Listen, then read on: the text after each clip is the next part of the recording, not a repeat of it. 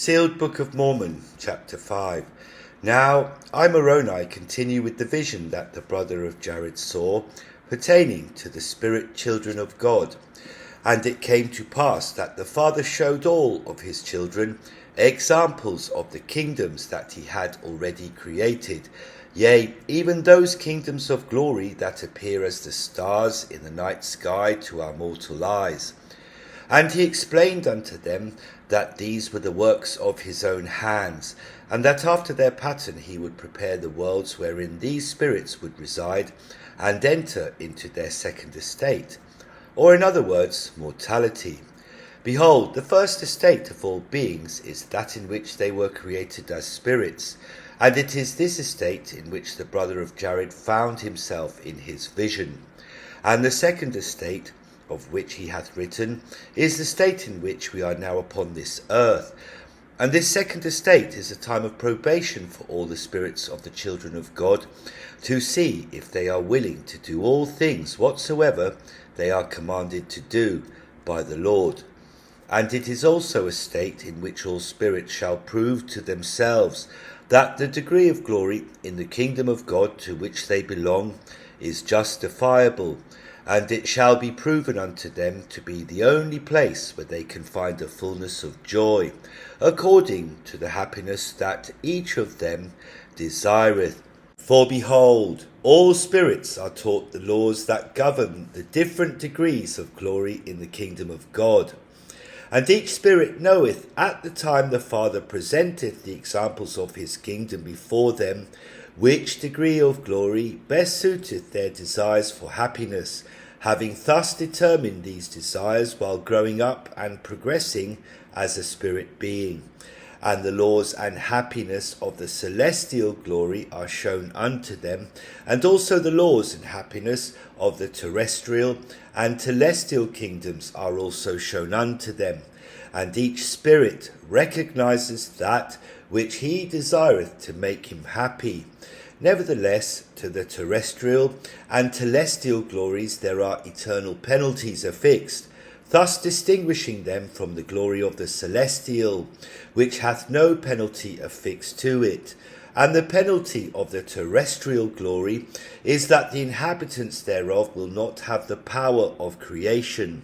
In other words, they will have no ability to experience posterity, having not the body that can create these beings.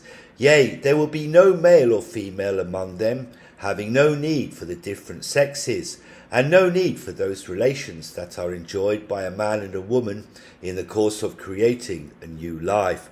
And those of this glory will not have the knowledge of the power to create other worlds, or the animals, or the plant life that is necessary to produce life on these other worlds.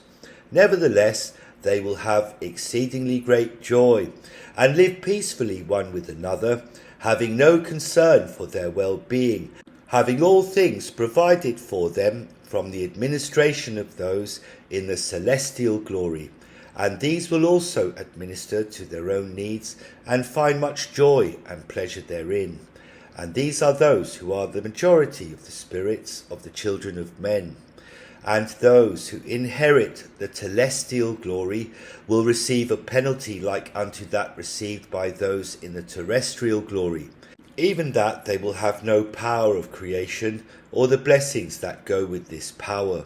Nevertheless, they will forever live with the realization that they belong to the order of a celestial glory, which is the lowest order of the kingdom of God, and this because of their very selfish natures and desires. And this is the penalty affixed to the celestial glory, even this knowledge that will burn in their breasts forever. Nevertheless, these also shall experience exceedingly great joys, which joys we are accustomed to feeling in our second estate, or in the world in which we live, but they shall live without the sorrows that we presently experience during the days of our probation. And I, Moroni, was about to write more regarding the wonderful blessings and joys that celestial beings will enjoy in that glory of the kingdom of God. But the Spirit hath forbidden me at this time, and thus I end my description of the celestial glory.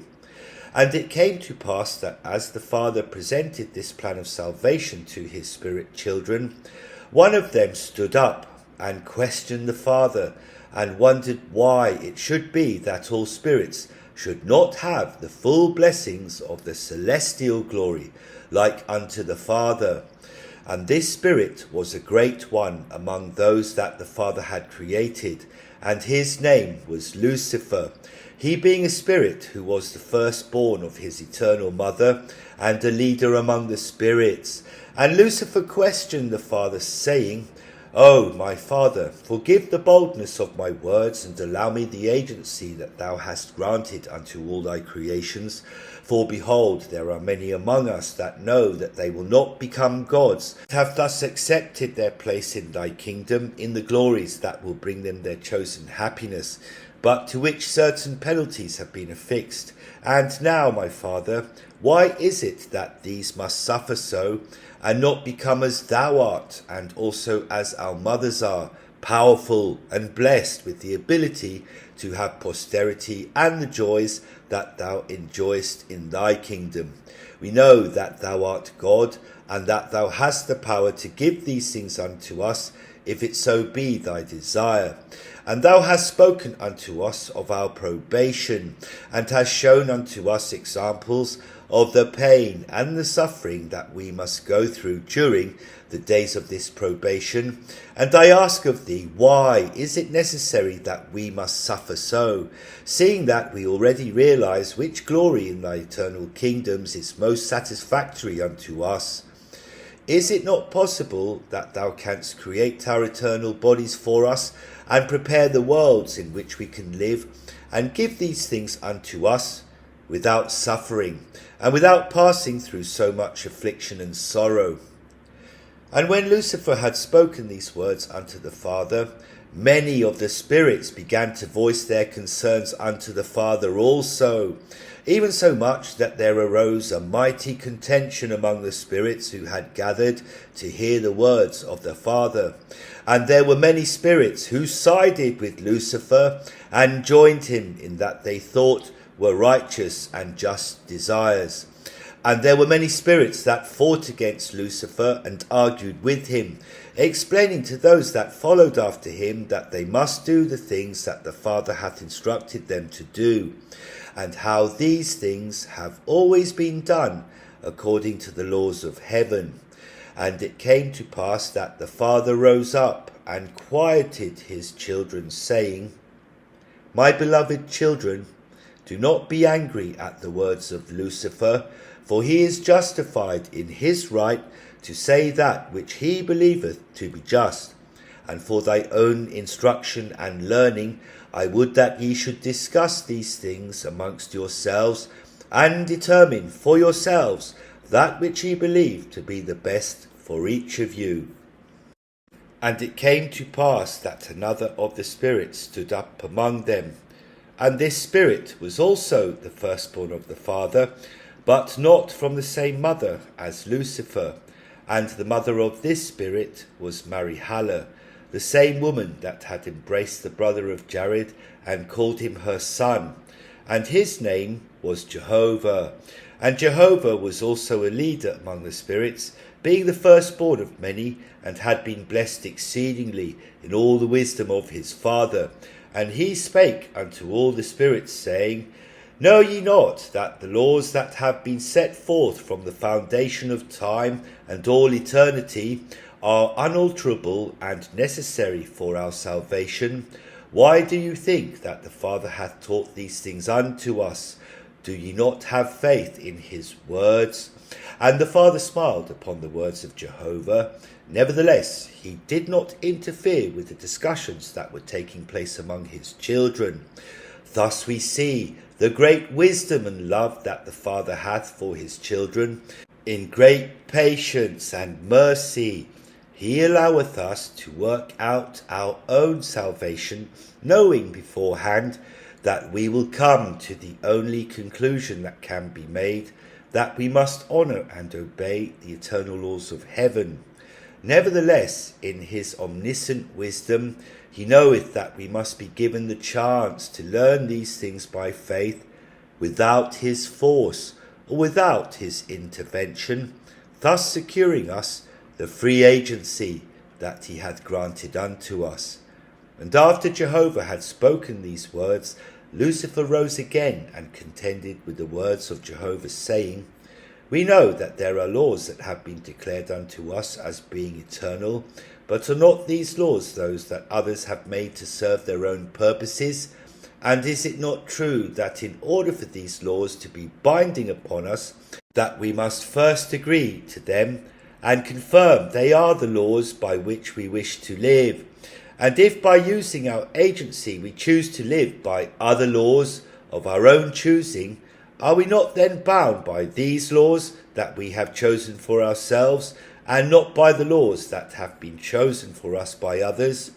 Behold, I am a celestial spirit, and it is my desire to be a servant unto others, and by the course of my power that I know that I will have because of the joy that I receive in serving others, I will create more joy among them, and with this power I will cause that new laws are formed, which guarantee that all of the spirits that I create will become like unto me, and have the power and glory that I have. Is this not a righteous desire? I do not do this for myself, but to serve the just cause of eternal happiness, yea, even by giving this happiness to all, without the pain and sorrow of which our Father hath spoken. And Jehovah responded to the words of Lucifer, saying, And how dost thou suppose that we learn about this pain and sorrow of which the Father hath spoken, if we do not first experience it?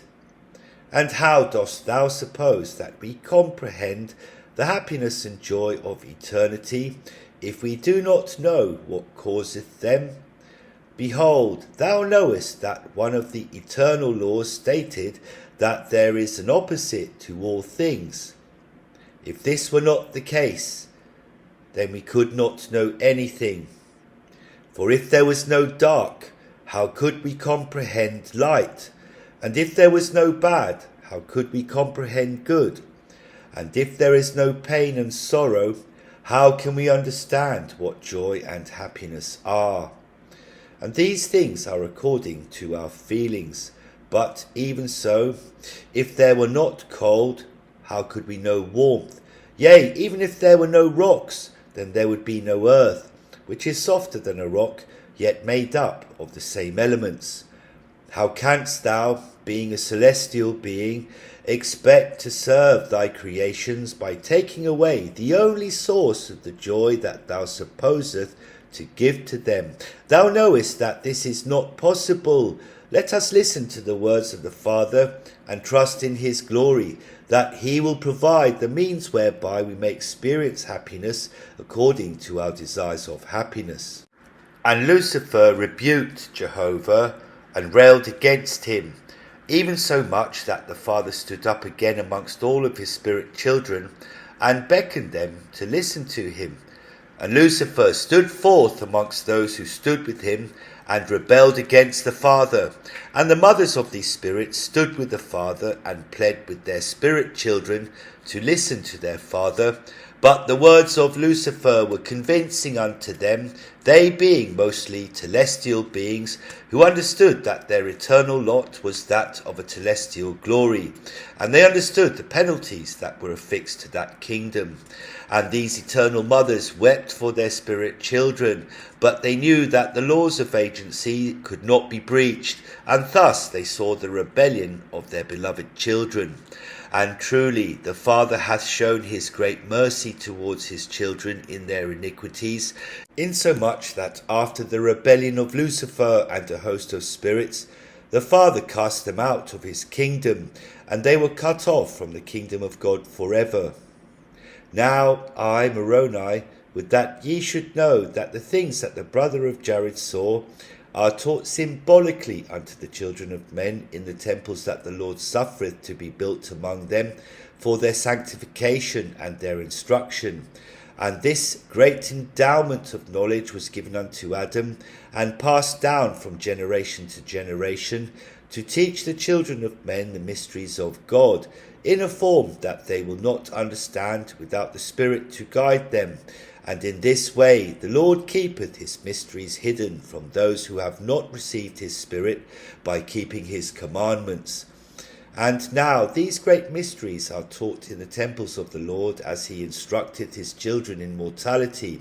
For truly Lucifer and his followers did not keep their first estate, which estate is represented by the new name that one receiveth when endowed in the temple of the Lord. Behold, this new name is the name of a righteous soul, who hath passed through the trials and tribulations of mortality, and hath proven him or herself worthy to proceed in the kingdom of God.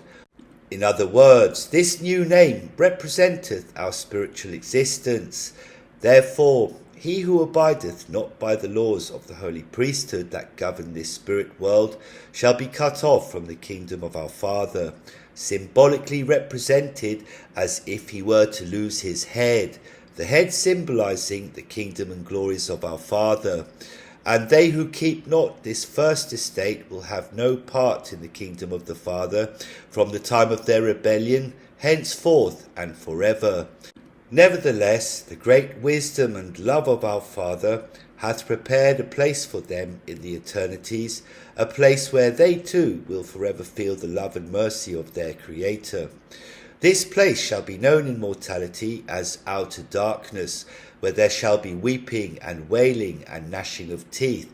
This place of torment shall not be known at this time or forever by those who keep their first estate, but will only be known by those who inherit it.